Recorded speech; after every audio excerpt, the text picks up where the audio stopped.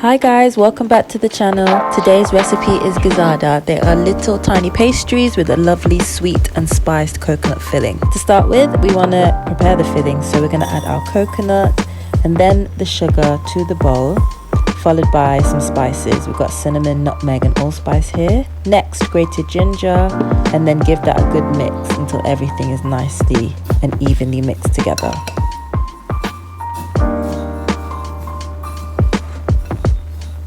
Then to cook this coconut mix, we want to add some water to a pan, place the pan over a medium heat, add some vanilla to the water, get it to start warming up, and then we want to add the coconut and sugar and spice mix. Gently stir that in so that the water starts to be absorbed by the coconut and the sugar, and it will slowly start to caramelize. Cover it and cook it on a medium to low heat for about 8 to 10 minutes. Once the coconut has absorbed all of the water, you can set it aside and leave it to cool.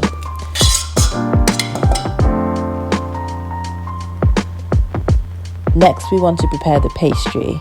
So just roll out your pastry till it's about 1/2 centimeter thick. I have a recipe for this on many other videos. I'll put the link above.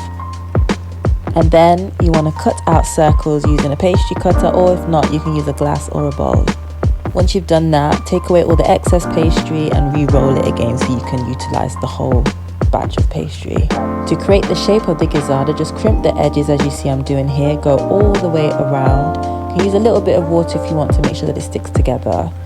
And then you should have a star kind of shape. Repeat that for the remaining pastry. And then place all of the prepared cases onto a baking sheet, as I have here.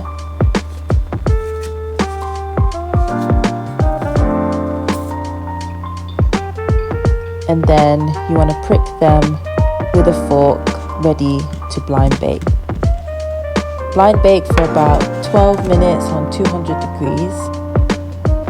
Next, we want to add the filling. So we're going to add our cooled coconut into the middle, add about a spoonful to each one.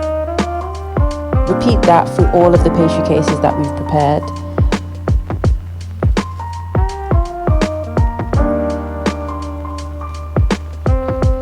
And then just using a spoon, just press down the top so that it kind of flattens and evens off the top.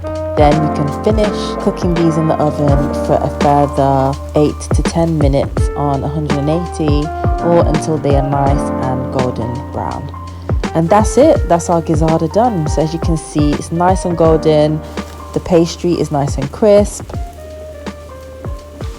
Hope you like this video. Until the next time, peace and love.